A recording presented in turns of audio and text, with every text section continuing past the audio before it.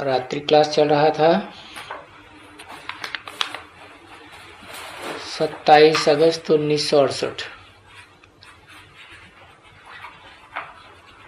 पहले पेज के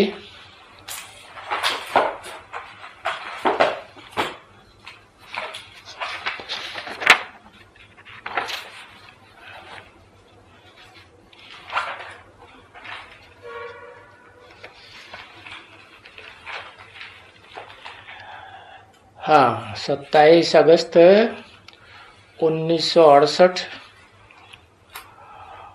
और पहले पेज के मध्यार्ध में बात चल रही थी कि वो बाप भी है, टीचर भी है, सदगुरु भी है। तो फिर तो कुछ कह ही नहीं सकते हैं, कोई चीज रहती नहीं है। फिर और किससे पूछें? तो फिर बाप भी ईश्वर, वो भी ईश्वर। अब तीनों ईश्वर। अब हर बात में ईश्वर। तो वो तो पढ़ाई में भी नंबर 1, तो बाप भी नंबर 1, तो गुरु भी नंबर 1। वो तो बच्चों को सब कुछ समझाए देते हैं। बाकी भक्ति मार्ग में तो अनेक प्रश्न हैं, क्योंकि जाने ना जाने जानते हैं कि बरोबर ये भी जाकर के भगत, और ये शास्त्रों का भगत, इसमें ये अर्थात कर करके आपस में थक पड़ते हैं। थक जाए ना भाई, वो भी पढ़े, वो भी जवाब देवे, वो भी देवे, वाद विवाद चलता रहे। अब यहां तो कोई ऐसी बात नहीं है, कुछ नहीं। यहां तो चुप बाप को याद करना है और बाप का भरोसा लेना है। अर्थात करने का टाइम वेस्ट हो जाता है, वाद विवाद। उसको भी कहेंगे hear no evil, see no evil, talk no evil. बाकी भला क्या है जो इविल नहीं है? बस सारी दुनिया इविल, एक बाप ही रह जाता है। बाप माना ही बाप का वर्षा, और बेहद के बाप का माना बेहद का वर्षा, और बेहद का वर्षा माना ही स्वर्ग, स्वर्ग की बादशाही। स्वर्ग का वर्षा ही माना देवता, और देवता माना ही देवी गुण। ये तो आप ही समझ जावे कि पास्ट हो गए ना, वो सब देवताएं पास्ट हो गए। तो पास्ट में जब सब मालूम पड़ जाता है बाप के बारे में, तो पीछे सभी जाना जाता है। और पढ़ पढ़ करके तुम बच्चे नंबरवार होशियार हो जा रहे,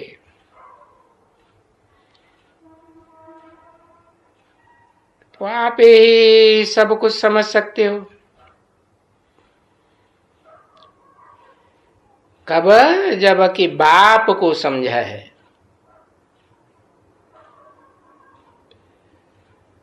तो बाप माना ये है ना बच्चे,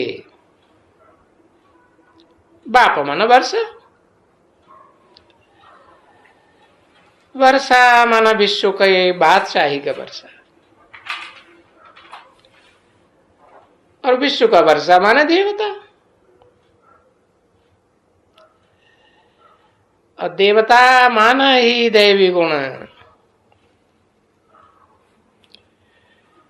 तो उनसे जास्ती तो बाकी और क्या चाहिए।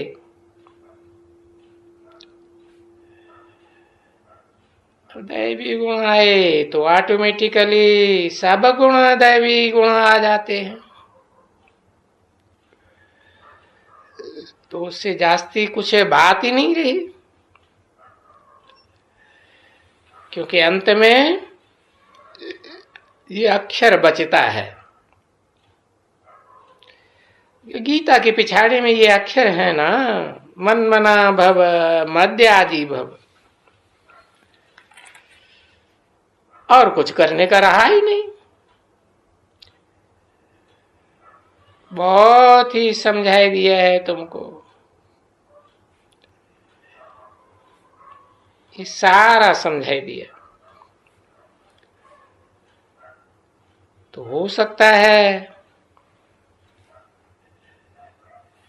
बाबा पिछाड़ी में आकर के सिर्फ इतना ही समझावे बच्चों को कि मन मना भव। तो बच्चे समझ जाते हैं ना। और बाप तो सभी कुछ समझाता है कि बाकी जो डल बुद्धि बचते हैं, और डल बुद्धि तो है ही, फिर उनको क्या समझाएंगे। उनको ट्राई करते बाकी जब डल बुद्धि ही रहती है तो उनको ऐसे ही रह जाना है। बाबा कहते हैं आखिरी में बाकी क्या समझना है। अभी भी बीच बीच में भी कह देते हैं ना, क्या पिछाड़ी में और क्या समझाएंगे। अरे 84 जन्म का चक्कर ही समझा ही लिया।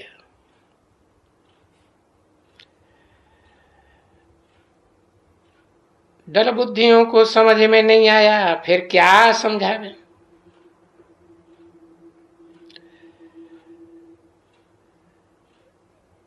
चौरासी चक्कर होते ही नहीं है।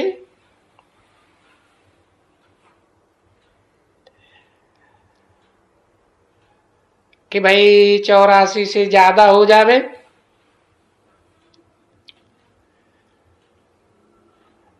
जो कोई नई बात आ जावे समझाने के लिए, कि 84 नहीं 85 जन्म हो जावे।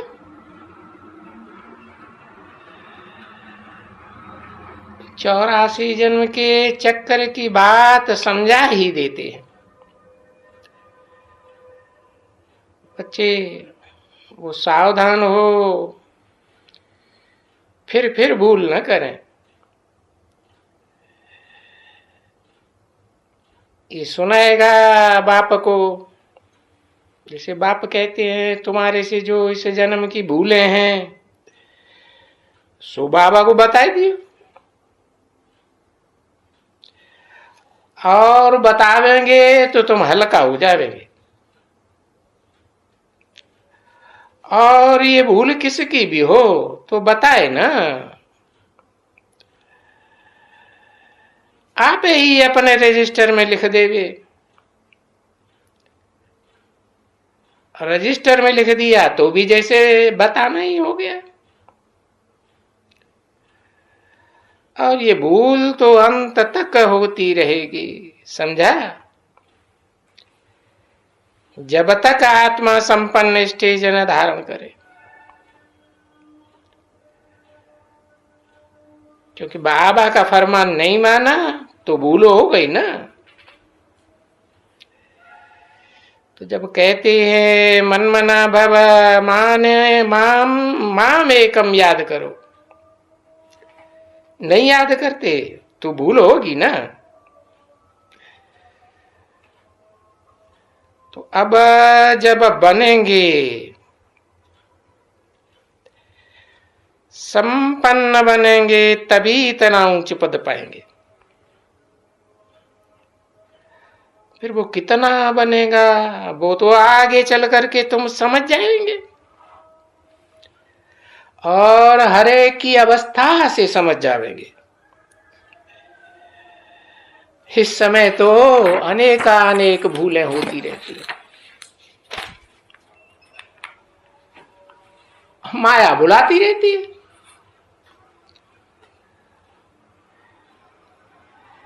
27 अगस्त 1968 की रात्रि क्लास का दूसरा पीरियड। तो देखो, एक ही महावीर ने खोला है, देखो ऐसे, परंतु एक तो हो ही नहीं सकता। कम से कम प्रवृत्ति मार्ग में 2 तो होना चाहिए, तो जरूर होगा, क्योंकि जोड़ ही चाहिए ना। फिर तो 2 भी नहीं चल सकते हैं, क्योंकि पूरी राजधानी चाहिए। क्योंकि 2 कहें तो बेचारे 2 सुस्त हो जावे और दूसरे सुस्त हो जावे, तो नजदीक आएगा ना। तो कितने नीचे जाके पड़ते हैं। नहीं, पुरुषार्थ बहुत अच्छा करना चाहिए, और तकदीर में किसी की रोला है तो फिर युद्ध में खड़े नहीं हो सकते। और जो पुरुषार्थ ही नहीं करते युद्ध का, तो वो तो कहा जाएगा ना, युद्ध में ही खड़ा नहीं है तो क्या कहें। बाप तो कितनी बार बता दिया, gateway to heaven is Mahabharata. स्वर्ग के गेट में जाना है तो झूठ से युद्ध तो करना पड़ेगा। तो फिर पिछाड़ी में जा करके पढ़ेंगे, युद्ध नहीं करेंगे तो। बाकी कोई भी बच्ची जब म्यूजियम में जाएंगी और देखते भी रहेंगी, जुबान से खुली होवे कुछ, तो सर्विस देखते देखते, सुनते सुनते फिर सुनेंगे, तब मुख चलेगा अंदर अंदर कि भाई ये ऐसे समझाती है तो ये ऐसे ही समझाना चाहिए। ऐसे ऐसे करते करते फिर समझ जाते हैं और समझाने लग पड़ते हैं। बहुत है जो समझाने लग पड़े, और एक बार रास्ता ले लिया तो फिर चलता ही रहेगा। तब भी बच्चे कुछ न कुछ समझाते हैं जरूर, है नंबर बार। बाबा ने ऐसी युक्ति रची है, कुछ न कुछ समझते जरूर है। और ये भला तो समझते हैं ना कि ये बाबा है, ये बैठे हैं, ये तो समझते हैं कि बाबा है, तो भी स्वर्ग में आए करके यहां बैठे हुए हैं, तो भी तो आएंगे, पद तो पाएंगे। और सगों स्वर्ग में जाएंगे। देखो, जब कोई मनुष्य मरते हैं तो कहते हैं स्वर्ग पधारा। अरे पर स्वर्ग में कैसे पधारा? स्वर्ग है कहां? सारी दुनिया में तो अभी नरक है। नरक में मरा तो नरक में ही जन्म लेगा ना। तो कहां गया? कहते स्वर्ग पधारा। अरे स्वर्ग तो हो गया बड़ी राजधानी। तो बड़ी राजधानी में जाकर के स्वर्ग में क्या बने, उनसे पूछना चाहिए ना। तुम कहते हो स्वर्ग पधारा, तो स्वर्ग में जाकर के क्या पोजीशन लिया? और स्वर्ग के लिए तो याद दिलाना है बच्चों को कि राजयोग सीखना पड़ता है। फिर वहां तो जो राजयोग सीखते सीखते नापास हो जाते हैं या कम पढ़ाई पढ़ते हैं तो प्रजा में चले जाते हैं। और माया तो किसी को छोड़ती ही नहीं। तो ऐसा कोई सतयुग में जन्म लेने वाला देवता है जो त्रेता में जाके छत्री न बने? है, सबको बनना पड़ता है। तो देखो, फिर पढ़ाई बगैर कोई भी स्वर्ग में नहीं जा सकते। तो बच्चों के लिए सर्विस तो बहुत है। कितने मरते होंगे जो तुम तो सुनते नहीं हो। हाँ, जो बड़े आदमी मरते हैं तो उनका अखबार में डालते हैं। और फिर भाई गरीब कितने मरते हैं। प्रजा कोई मरे तो वहां भी जाकर के तुम सर्विस कर सकते हो उनकी। गरीब है ना बेचारे। यही हिसाब में कि भाई ये शरीर छोड़ा तो अभी कहां गया। कहते हैं सब स्वर्ग पधारा, अब स्वर्ग होता कहां है? आओ तो हम तुमको बतावे। क्योंकि स्वर्ग तो अभी आने वाला है।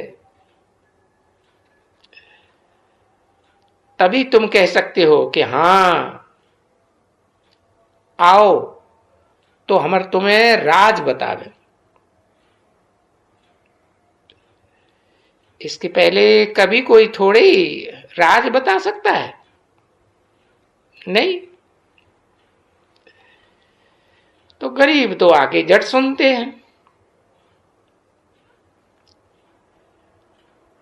और पास में भी कोई मरे तो उनके पास भी जाकर के समझाना चाहिए कि भला वो कैसे मालूम पड़े। तो शमशान में जाकर के कोई भी बैठ जावे तो वहां तो बहुत सर्विस है। शमशान में तो बहुत सर्विस होती है, क्योंकि शमशान में ये कहते ही हैं ऐसे, भाई स्वर्ग गया।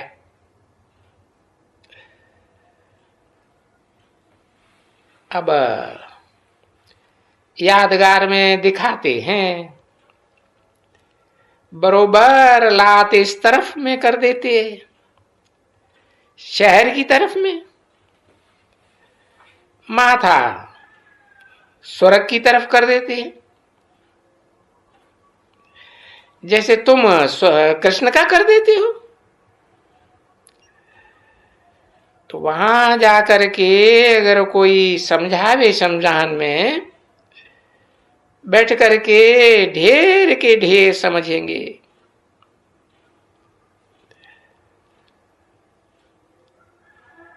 और वहां अच्छा सत्संग जम जाएगा।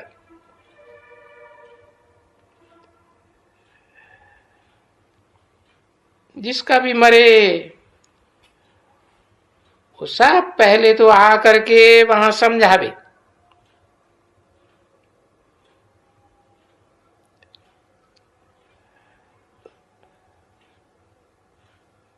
वहां बैठे और सुने तुम्हारा। तो वहां शमशान घाट में भी बहुत अच्छा सेंटर खुल सकता है, या कहो सत्संग खुल सकता है। कम से कम कोई बड़ा सेंटर होगा। और अभी ये तो बच्चे जानते हैं कि सेंटर तो बहुत ही हो गए,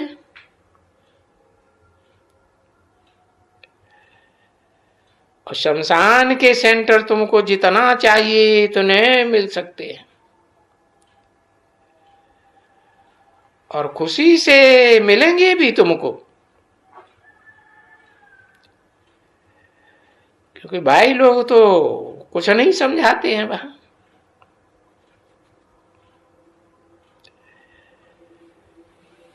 बाकी कुछ न कुछ बड़ी समझाने वाला होते हैं कहां कहां।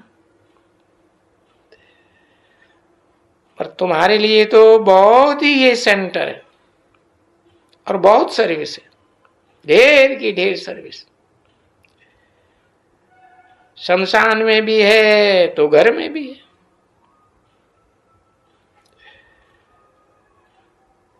कि मालूम तो तुमको घर का पता पड़ जाता है। बच्चे, मशानी वैराग होता है ना, तो उस समय वैराग में तीर लगता है।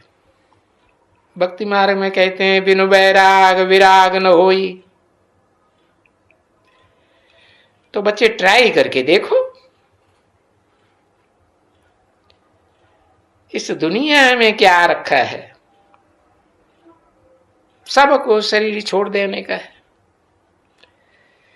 तो वैराग आता है ना। ओम शांति।